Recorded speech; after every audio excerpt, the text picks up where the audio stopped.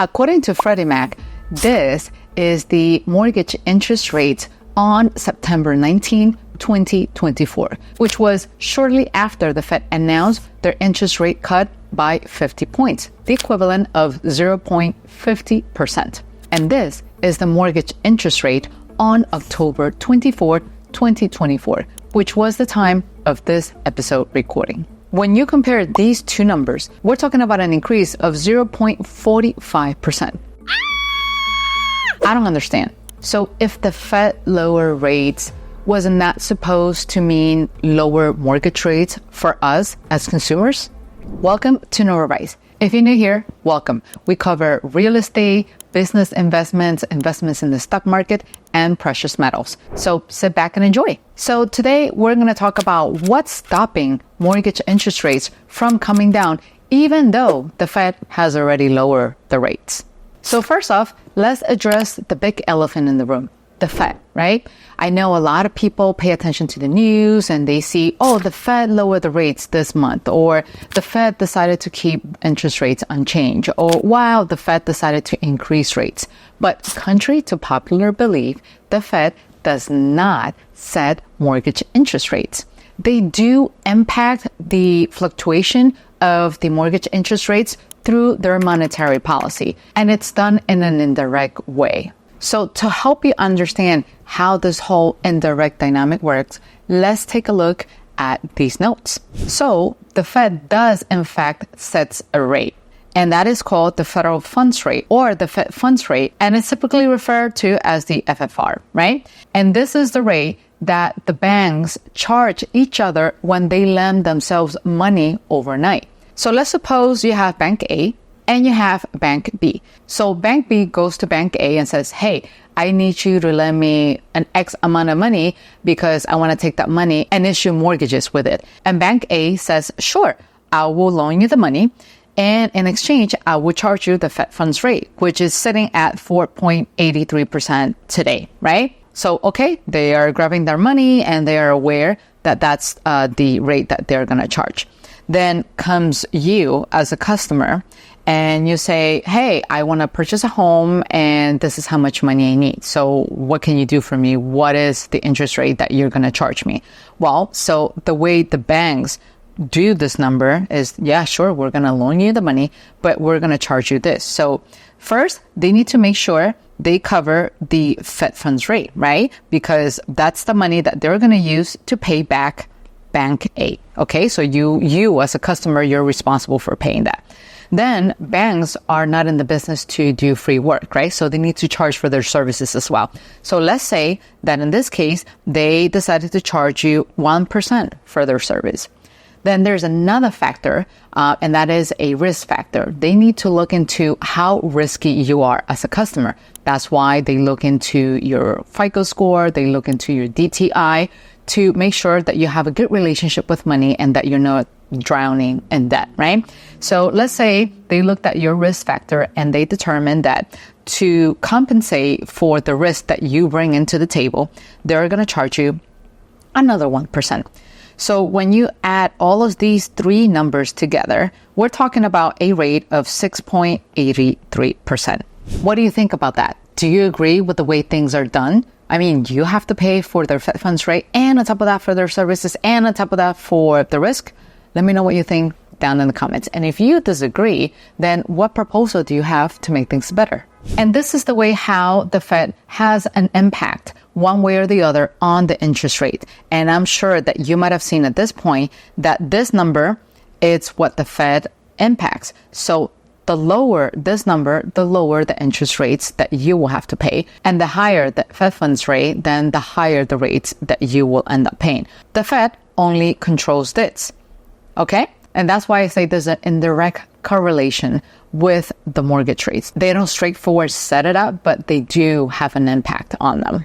But that's not the only thing that affects mortgage rate. There's something else that affects it, but this time in a direct way.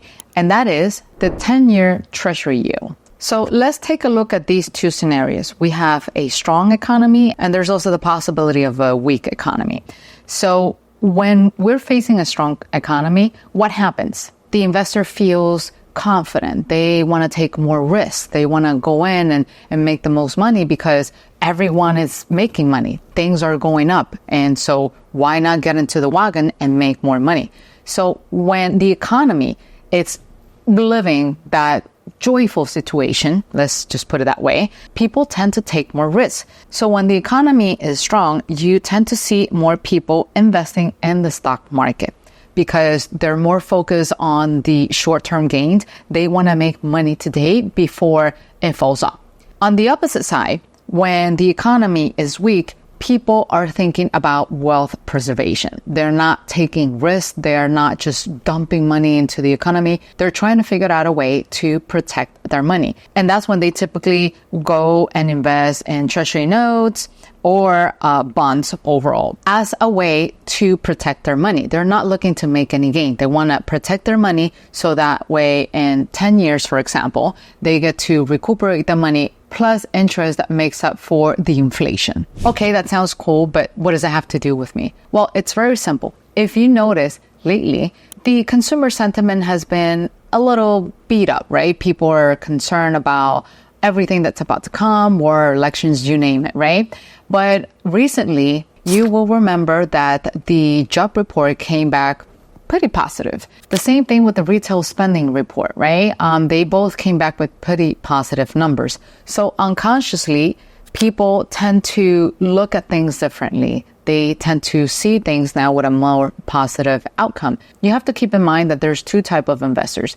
The average Joe like you and me who, managed to get some savings aside and invest the money. And there are institutional investors who make their investment decisions based on those reports.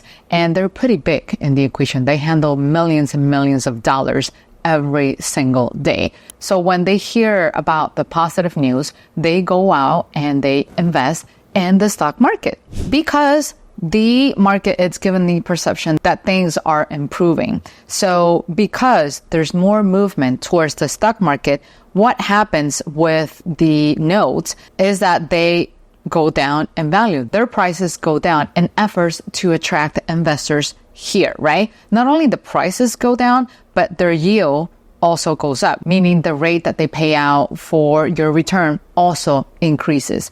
And this is the direct correlation with mortgage interest rates. So if this number goes up, your mortgage rate will go up. And if the yield goes down, then your mortgage rate will go down.